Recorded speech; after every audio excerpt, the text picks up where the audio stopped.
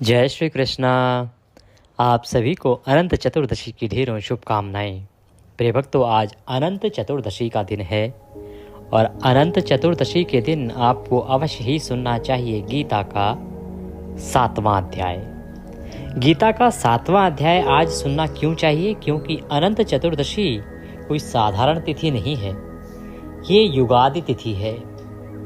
युगादि तिथि वह तिथि होती है जिस तिथि से किसी युग की शुरुआत हुई होती है, और इस अनंत चतुर्दशी तिथि से द्वापर युग की शुरुआत हुई थी। इसीलिए इसका महत्व अधिक है। जब भी किसी युगादि तिथि की बात की जाती है तो उस तिथि की महिमा अधिक होती है।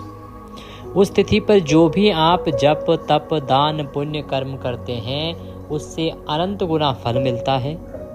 वही कर्म जब आप अन्य किसी तिथि पर करेंगे तो उतना फल नहीं मिलेगा जितना उस दिन मिलेगा, और इससे जो पुण्य प्राप्त होता है वह अक्षय हो जाता है। युगादि तिथि के दिन जो भी आप कर्म करते हैं उससे पुण्य अक्षय प्राप्त होता है। इसीलिए आपको आज के दिन गीता का 7वां अध्याय अवश्य सुनना चाहिए और उसका पुण्य अपने पितरों को तर्पण करना चाहिए, पितरों को अर्पित करना चाहिए।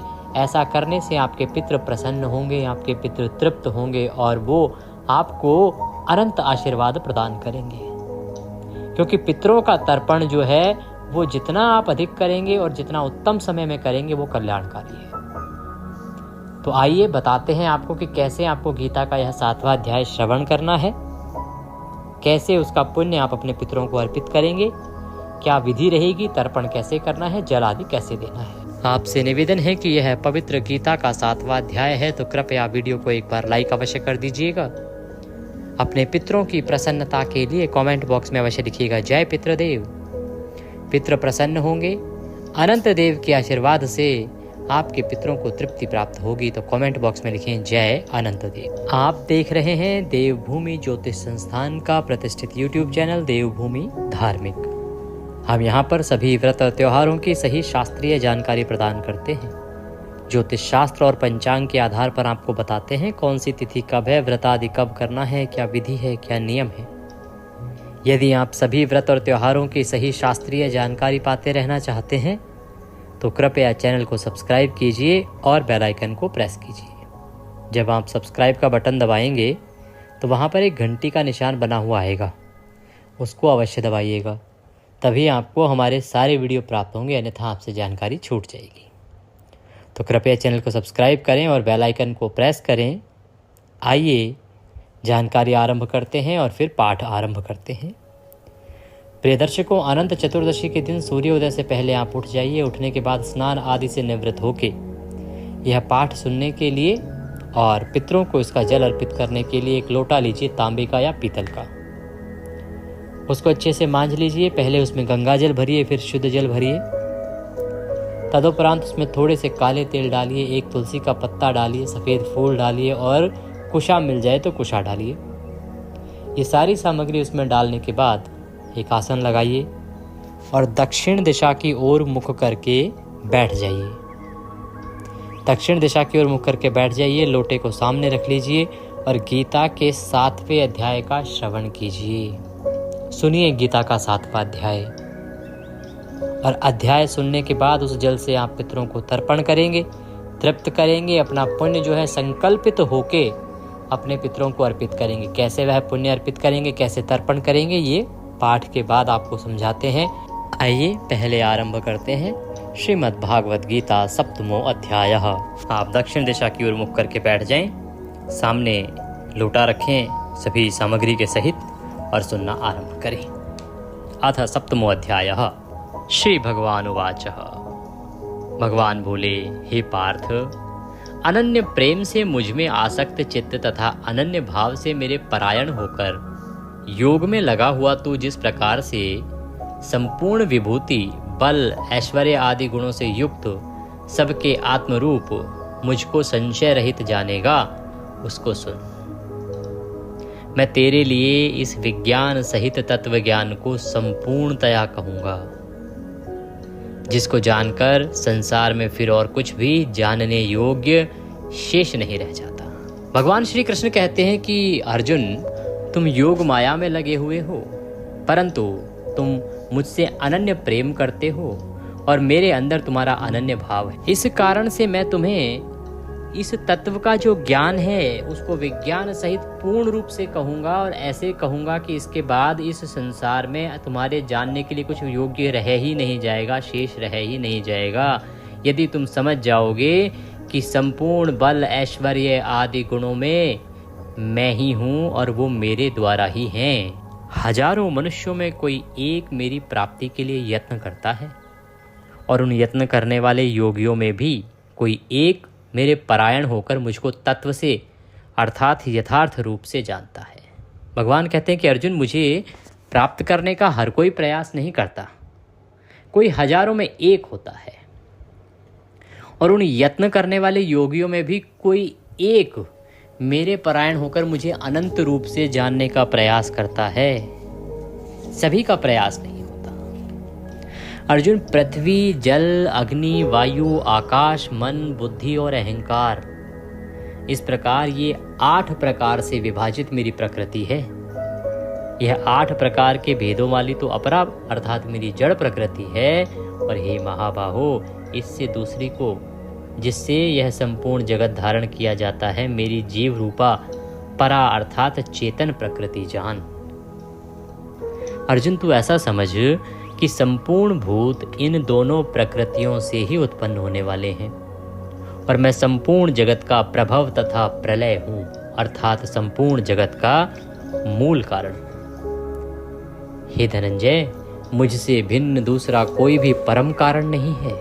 यह संपूर्ण जगत सूत्र में सूत्र के मणियों के सदृश मुझ में ही गुथा हुआ है, कि इस संपूर्ण जगत में मेरे अलावा कोई है ही नहीं। ये जो पूरा संसार तुम देखते हो, ये मेरे अंदर ही समाहित है और मुझ में ही गुथा हुआ है। हे अर्जुन, इस पृथ्वी पर जो जल है, उस जल में जो रस है ना, वो मैं हूँ। चंद्रमा और सूर्य में जो प्रकाश है, वो भी मेरे ही कारण है, और संपूर्ण वेदों में जिस ओंकार का वर्णन है, वो ओंकार मैं स्वयं हूँ। आकाश में शब्द और पुरुषों में पुरुष तत्व हूँ। जो पुरुष जन है, उनके अंदर जो पौरुषत्व है, वह मैं स्वयं हूँ। अर्जुन, मैं पृथ्वी में पवित्र गंध हूँ। भगवान कहते हैं कि पृथ्वी में जो गंध है वो भी मैं हूँ, और अग्नि में जो तेज है जिसके कारण ज्वाला उत्पन्न होती है, वह तेज भी मैं ही हूँ, और संपूर्ण भूतों में उनका जीवन हूँ, और तपस्वियों में उनका तप हूँ। हे अर्जुन, तू संपूर्ण भूतों का सनातन बीज मुझको ही जान। मैं बुद्धिमानों की बुद्धि हूँ और तेजस्वियों का तेज हूँ। हे भरत श्रेष्ठ, मैं बलवानों का आसक्ति और कामनाओं से रहित बल अर्थात सामर्थ्य हूँ, और सब भूतों में धर्म के अनुकूल अर्थात शास्त्र के अनुकूल काम हूँ। भगवान कृष्ण कहते हैं कि अर्जुन, ये जो बलवान लोग हैं ना, इन बलवानों में बल कहाँ से आया? ये बल कोई और नहीं है, ये साक्षात मैं ही हूँ, और इनके बल का कारण मैं ही हूँ। इनके अंदर बल के रूप में इनके भीतर मैं ही विराजमान हूँ। और जो बुद्धिमान हैं, उनकी बुद्धि कैसे तीव्र हुई? क्योंकि उनकी बुद्धि भी मैं स्वयं ही हूँ। अर्जुन, और भी जो सत्व गुण से उत्पन्न होने वाले भाव हैं, और जो रजोगुण तथा तमोगुण से होने वाले भाव हैं, उन सब को तू मुझसे ही होने वाले हैं ऐसा जान। परंतु वास्तव में उनमें मैं और वे मुझ में नहीं हैं। ये समझो कि जो तम रज सत गुण जो हैं, वो सभी के सभी मुझसे ही होने वाले हैं। परंतु ये सच है कि ना तो वो मुझ में हैं और ना मैं उनमें हूँ। गुणों के कार्य रूप सात्विक, राजस और तामस, इन तीनों प्रकार के भावों से ये सारा संसार प्राणी समुदाय मोहित हो रहा है। इसलिए इन तीनों गुणों से परे मुझ अविनाशी को नहीं जानता। भगवान कृष्ण कहते हैं कि अर्जुन, ये जो तामस रज सत गुण है ना, इन तीनों का प्रभाव बहुत अधिक है मानव के ऊपर। इस कारण से जो मानव है वो मोहित रहता है, सदा ही मोहित रहता है किसी न किसी कारण में। और यही कारण है कि वो मुझे पहचान ही नहीं पाता, मुझे जान ही नहीं पाता, क्योंकि ये अलौकिक अर्थात अति अद्भुत त्रिगुण में मेरी माया बड़ी दुस्तर है। मैंने ये जो माया का जाल फैला रखा है ना, ये कोई साधारण नहीं है। इसीलिए सब इस माया के जाल में फंस जाते हैं। परंतु जो पुरुष केवल मुझको ही निरंतर भजते हैं, वे इस माया को उल्लंघन कर जाते हैं और संसार से तर जाते हैं। भगवान कृष्ण कहते हैं कि ये माया तो मेरी है दुस्तर, परंतु ऐसे भी कुछ श्रेष्ठ पुरुष हैं जो इसके बाद भी मुझे ही निरंतर भजते रहते हैं, और जो मुझे भजते रहते हैं वो मेरे धाम को चले जाते हैं। उन्हें पुनः पृथ्वी पर नहीं आना पड़ता, उनकी मुक्ति हो जाती है। हे अर्जुन, माया के द्वारा जिनका ज्ञान हरा जा चुका है, ऐसे आसुर स्वभाव को धारण किए हुए मनुष्यों में नीच दूषित कर्म करने वाले मूढ़ लोग मुझको नहीं भजते। कि अर्जुन, ऐसे बहुत से लोग हैं जिनका ज्ञान हर लिया गया है, जिनके ज्ञान पर पर्दा पड़ गया है किसी न किसी लोभ या लालच का। ऐसे जो मनुष्य हैं ना, जो दूषित कर्म करने वाले हैं, उनको मूढ़ समझना चाहिए, क्योंकि वे मूर्ख मुझे नहीं भजते। हे भरतवंशियों में श्रेष्ठ अर्जुन, उत्तम कर्म करने वाले अर्थार्थी, आर्त, जिज्ञासु और ज्ञानी, ऐसे 4 प्रकार के जो भक्त हैं, वो ही केवल मुझे भजते हैं। उनमें नित्य मुझ में एक ही भाव से स्थित अनन्य भक्ति भाव वाला ज्ञानी भक्त अति उत्तम है, क्योंकि मुझको तत्व से जानने वाले ज्ञानी को मैं अत्यंत प्रिय हूँ और वह ज्ञानी मुझे अत्यंत प्रिय है। ये सभी उदार हैं, परंतु जो ज्ञानी है वह ज्ञानी तो साक्षात मेरा स्वरूप ही है, ऐसा मेरा मत है। क्योंकि वह मदगत मन बुद्धि वाला ज्ञानी भक्त अति उत्तम गति स्वरूप मुझ में ही अच्छी तरह से स्थित होता है। कि जो ज्ञानी पुरुष है वो ये जानता है कि उसकी मुक्ति कहाँ से होगी, उसकी मुक्ति का मार्ग क्या है, अतः वह मुझ में लीन रहता है, इसीलिए वह मुझे अति प्रिय है। भगवान कृष्ण कहते हैं कि बहुत जन्मों के अंत के जन्म में तत्व ज्ञान को प्राप्त पुरुष सब कुछ वासुदेव ही हैं, इस प्रकार मुझको भजता है, वह महात्मा अत्यंत दुर्लभ है। भगवान कहते हैं कि ये जो जीव मैंने बनाया है अर्जुन, ये अनेकों जन्म लेता है, और अनेकों जन्म लेने पर भी अंत के जन्म में भी जिसको इतना ज्ञान हो जाए कि इस सृष्टि के कर्ता धर्ता सब कुछ वासुदेव ही हैं, और इसी भाव से भगवान वासुदेव भगवान कृष्ण का भजन करना आरंभ कर दे, ऐसा कोई मिलना बड़ा दुर्लभ है अर्जुन। वह एक महात्मा पुरुष हो सकता है जिसके अंदर इस प्रकार के गुण विद्यमान हो। हे अर्जुन, उन भोगों की कामना के द्वारा जिनका ज्ञान हरा जा चुका है, वे लोग अपने स्वभाव से प्रेरित होकर उस नियम को धारण करके अन्य देवताओं को भजते हैं और पूजते हैं। भगवान कृष्ण कहते हैं कि अर्जुन, इस कलयुग में कामना जो है ना, वो बहुत हावी है। प्रत्येक व्यक्ति किसी न किसी कामना की पूर्ति के लिए ही भगवान को भजता है। उसकी मन की इच्छा होती है, उन मन की इच्छाओं को पूरा करने के लिए ही वह भगवान का भजन करता है, और उसे लगता है कि अमुक उद्देश्य की पूर्ति अमुक देवता कर लेता है, तो वह उसी देवता को भजना आरंभ कर देता है। भगवान कृष्ण कहते हैं कि ये जो मनुष्य है ना, इसको ऐसा लगता है कि अमुक कार्य केवल अमुक देवता ही कर सकता है, तो इसके लिए वह उन देवताओं को चुन लेता है। जैसे कोई हनुमान जी के जाता है, प्रसाद चढ़ाता है, पैसे चढ़ाता है, भगवान मुझे पास करवा दो, भगवान मेरा ये काम बनवा दो, माता रानी ये काम बनवा दो, इसी प्रकार से करते हैं ना लोग। तो भगवान कृष्ण कह रहे हैं कि ये जो मनुष्य है ना, ये अपनी कामनाओं की पूर्ति के लिए पूजा पाठ तो करता है, ये भगवान तो भजता है, और किस लिए भजता है? ये सकाम भक्ति करता है, ये अपने उद्देश्यों की पूर्ति के लिए भक्ति करता है। भक्ति 2 प्रकार की कही गई हैं, सकाम और निष्काम। सकाम भक्ति वही जो किसी उद्देश्य की पूर्ति के लिए हो। आपने कोई उद्देश्य निर्धारित किया हो कि हे भगवान मेरा ये काम करवा दो, मैं आपको इतना इतना पूजा पाठ करूंगा, ये वाला व्रत करूंगा, इतने का प्रसाद चढ़ाऊंगा, यहाँ जाके सवामणि करूंगा। बस आप ये काम बनवा दो। इसको कहते हैं सकाम भक्ति। और निष्काम भक्ति क्या होती है? बस भगवान की भक्ति करते जाओ, बोलो प्रभु मुझे कभी अपने से दूर ना होने देना, बस इतनी कृपा करना कि सदा मैं आपके पास ही रहूं, मुझे अपने चरणों में ही लगाए रखना। इसे कहते हैं निष्काम भक्ति। कि आप भक्ति कर रहे हैं परंतु आपकी कोई ऐसी कामना नहीं है, केवल आप चाहते हैं भगवान में भक्ति लगी रहे। तो इसीलिए ये जो भक्ति है यह अधिक कारगर है। जो सकाम भक्ति है, सकाम भक्ति को करने वाले लोग उन देवताओं को भजते हैं जिनसे उनको लगता है कि उनके उद्देश्य की पूर्ति होगी।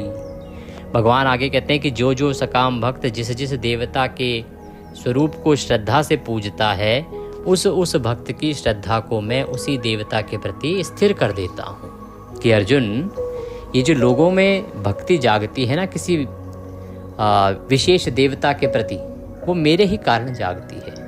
जब उसके अंदर वो भक्ति जागती है कि ये अमुक देवता का मैं इस प्रकार से पूजन करूँगा तो मेरा ये काम बन जाएगा, और वो भक्ति भाव से लग जाता है। जब वो भक्ति भाव से लग जाता है तो उसकी जो अंदर की जो भक्ति है वो अपने आप जागृत हो जाती है। वो कहते हैं कि जो अन्य देवताओं को भजते हैं ना, उनकी पूजा करते हैं, तो उनका जो मन है उन्हीं देवताओं में लगा रहे। ये इसके लिए मैं इस प्रकार का काम करता हूँ कि जिससे उसकी मुरादें पूरी हो जाती हैं। आपने किसी अमुक देवता से प्रार्थना की, प्रभु मेरा ये काम बनवा दो, मैं आपको इतने का प्रसाद चढ़ाऊँगा, आपका काम बन गया। आपकी श्रद्धा और अड़िग हो गई कि यार अमुक देवता तो देखो हमारे काम बनाता है। तो भगवान कैसे कहते हैं कि ये जो काम बनते हैं ना वो तो मैं ही बनाता हूँ, केवल इस प्रकार से मैं दिखाता हूँ कि उसका क्रेडिट जो है उस देवता को चला जाता है, और इससे उस देवता में उस व्यक्ति का जो निष्ठा भाव है वो और अधिक गहरा हो जाता है। भगवान कृष्ण कहते हैं कि वह पुरुष उस श्रद्धा से युक्त होकर उस देवता का पूजन करता है और उस देवता से मेरे द्वारा ही विधान किए हुए उन इच्छित भोगों को निसंदेह प्राप्त करता है। कि मनुष्य के अंदर एक श्रद्धा जागृत हुई कि अमुक देवता मेरी ये मुराद को पूरा करेगा, मेरी कामना को पूरा करेगा। उसने कामना रखी, भगवान के सामने पूजा आरंभ कर दी। तो कहते हैं कि उसकी जो कामना है ना वो मेरे द्वारा ही पूरी की जा रही है और मेरे द्वारा ही विधि का विधान बनाया जा रहा है, परंतु मैं इस प्रकार से उस काम को करता हूँ जिससे कि उस देवता के प्रति मनुष्य की श्रद्धा बढ़ जाती है, क्योंकि उस मनुष्य को लगता है कि ये काम उस अमुक देवता के द्वारा किया गया है। परंतु उन अल्प बुद्धि वालों का वह फल नाशवान है तथा वे देवताओं को पूजने वाले देवताओं को प्राप्त होते हैं, और मेरे भक्त चाहे जैसे ही भजें अंत में वे मुझे ही प्राप्त होते हैं। भगवान कृष्ण कहते हैं कि हे अर्जुन, ये जो छोटी बुद्धि के जो व्यक्ति हैं ना, उनको ज्ञात ही नहीं है कि वो जो मांग रहे हैं, वो जो फल की चाह रख रहे हैं, वो सब तो नाशवान है। आज है वो कल नहीं होगा। वो कहते हैं कि जो भक्त जिस देवता को पूजता है, जिसके प्रति उसकी श्रद्धा गाढ़ी होती है, वह उसी के धाम को चला जाता है, परंतु उसे मुक्ति नहीं मिलती। और जो मुझे भजता है, मेरा नाम जपता है, उसे मेरा धाम प्राप्त होता है और उसे मुक्ति प्राप्त हो जाती है। हे अर्जुन, बुद्धिहीन पुरुष मेरे अनुत्तम अविनाशी परम भाव को न जानते हुए मन इंद्रियों से परे मुझे सच्चिदानंदन घन परमात्मा को मनुष्य की भांति जन्म कर मरने वाला और मरकर जन्म लेने वाला समझता है। भगवान कृष्ण कहते हैं कि अपनी योग माया से छिपा हुआ मैं सबके प्रत्यक्ष नहीं होता, इसलिए ये अज्ञानी जन समुदाय मुझे जन्म रहित अविनाशी परमेश्वर को नहीं जानता, अर्थात मुझको जन्मने और मरने वाला समझता है। हे अर्जुन, इस पृथ्वी पर जो वास करते हैं ना, मैं उन सब से अपनी योग माया के द्वारा छिपा हुआ रहता हूँ और सबके प्रत्यक्ष नहीं आता। इसलिए क्या है कि जो अज्ञानी जन समुदाय है मुझे जन्म रहित अविनाशी परमेश्वर को नहीं जानता। ये जो आम आदमी है ना, ये मुझे नहीं जानता, अर्थात मुझको जन्मने और मरने वाला समझता है। जैसे अन्य ब्राह्मण जन्म लेते हैं फिर मृत्यु को प्राप्त होते हैं, उसी प्रकार से ये प्राणी समुदाय मुझे भी ऐसा ही समझता है। ये भगवान श्री कृष्ण किसे कह रहे हैं? अर्जुन को कह रहे हैं। वो कह रहे हैं कि ये तो जन्म कर मरने वाला और मरकर जन्म लेने वाला पुरुष है। और हे अर्जुन, ये जो जन समुदाय है ये इतना अज्ञानी है कि मुझे जन्म रहित अविनाशी परमेश्वर को जानता ही नहीं है, और मुझे क्या समझता है कि मैं जन्म लेता हूँ फिर मृत्यु को प्राप्त होता हूँ और फिर जन्म लेता हूँ। हे अर्जुन, पूर्व में व्यतीत हुए और वर्तमान में स्थित तथा आगे होने वाले सब भूतों को मैं जानता हूँ कि जो आगे घटित होने वाला है, क्या घटा है, क्यों घटा है, ये सब मैं जानता हूँ, परंतु मुझको कोई भी श्रद्धा भक्ति रहित पुरुष नहीं जानता। अर्थात जिसके अंदर थोड़ी सी श्रद्धा होगी, भक्ति होगी, वह व्यक्ति अवश्य ही परमेश्वर को जानता होगा, ईश्वर को जानता होगा। भगवान कहते हैं कि वही व्यक्ति केवल मुझे जान पाता है। भगवान कृष्ण कहते हैं कि अर्जुन, निष्काम भाव से श्रेष्ठ कर्मों का आचरण करने वाले जिन पुरुषों का पाप नष्ट हो गया है, वे राग द्वेष जनित द्वंद्व रूप मोह से मुक्त दृढ़ निश्चयी भक्त मुझको सब प्रकार से भजते हैं। जो मेरे शरण होकर जरा और मरण से छूटने के लिए यत्न करते हैं, वे सभी पुरुष उस ब्रह्म को संपूर्ण, अध्यात्म को, संपूर्ण कर्म को जानते हैं। जो पुरुष अधिभूत और अधिदैव के सहित तथा अधियज्ञ के सहित मुझे अंत काल में भी जानते हैं, वे युक्ति चित्त वाले पुरुष मुझे जानते हैं, अर्थात प्राप्त हो जाते हैं कि अंत के समय में भी यदि कोई मुझे एक बार जप लेता है अर्जुन, तो उसे भी मैं तृप्त कर देता हूँ और मुक्त कर देता हूँ। ओम तत्सत इति श्रीमद्भागवत उपनिषदस्सु ब्रह्म विद्यायाम योग शास्त्रे श्री कृष्णार्जुन संवादे ज्ञान विज्ञान योगो नाम सप्तमो अध्यायः संपूर्णः। बोली श्री कृष्ण भगवान की जय। इसके निमित्त यदि आप दक्षिणा आदि कुछ भेजना चाहते हैं तो स्क्रीन पर नंबर आ रहे हैं, उस पर भेज सकते हैं। इस प्रकार से पाठ आपने सुनना है गीता के 7वें अध्याय का, या आपने स्वयं पढ़ना है, जल सामने रखना है और पाठ पूरा होने के बाद हाथ में लोटे को उठा लीजिए, दोनों हाथ जोड़िए, भगवान का ध्यान कीजिए कि हे प्रभु, मैंने ये जो गीता का 7वां अध्याय श्रवण किया है, इससे जो भी पुण्य प्राप्त होता है वह संपूर्ण पुण्य मैं अमुक अमुक पितरों को अर्पित करता हूँ। यह सारा पुण्य इन्हें प्राप्त हो और इससे ये तृप्त हों। अपने पितरों के नाम ले सकते हैं, जो रिश्ते आपके साथ हैं उनके वो रिश्ते बोल सकते हैं कि ये संपूर्ण पुण्य मेरे इन पितरों को प्राप्त हो और ये तृप्त हो जाएं। इस प्रकार से संकल्प करके और वह गीता के 7वें अध्याय का जो श्रवण करने के बाद जल बना है, इसका तर्पण कीजिए। तर्पण करने के लिए सीधे हाथ में अंगूठा और उंगली का जो क्षेत्र है वह तर्पण क्षेत्र है, पितृतीर्थ है, वहाँ से तर्पण कीजिए। पितरों से निवेदन कीजिए कि प्रभु ये गीता के 7वें अध्याय का फल प्राप्त कीजिए, इससे तृप्त होइए और हमारे जीवन में ये अमुक अमुक संकट चल रहे हैं, इनका निवारण कीजिए। अपने संकट आप भगवान के सामने रखिए, अपने पितरों के सामने, वो अवश्य ही उन संकटों को दूर कर देंगे। तो इस प्रकार से उस जल से तर्पण कीजिए, किसी पात्र में, बड़े पात्र में तर्पण कर लीजिए। और तर्पण करने के बाद वो जो जल है ना, इस जल को आप पीपल पर अर्पित करेंगे। इसका जो समय है वो होता है कुतुब काल का समय, जो सर्वोत्तम होता है श्राद्ध कर्म आदि करने के लिए या पितरों की तृप्ति के लिए, पितरों को प्रसन्न करने के लिए।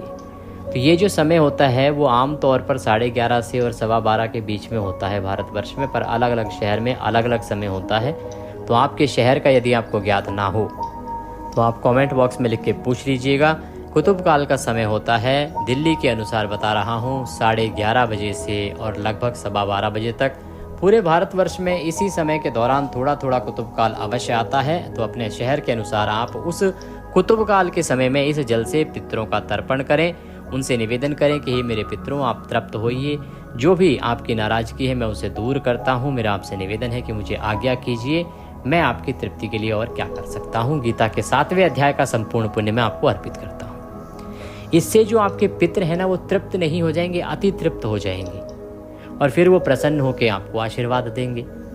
इस प्रकार से आपने ये गीता के 7वें अध्याय का कर्म करना है, इससे निश्चित ही आपको लाभ होगा। ये एकादशी पर कीजिए, पूर्णिमा पर कीजिए, अमावस्या पर कीजिए, बड़ा ही लाभ होगा। दक्षिणा आदि यदि कुछ भी भेजना चाहते हैं तो स्क्रीन पर नंबर आ रहा है, उस पर भेज सकते हैं। भगवान कृष्ण सब पर कृपा करें। हरे कृष्ण।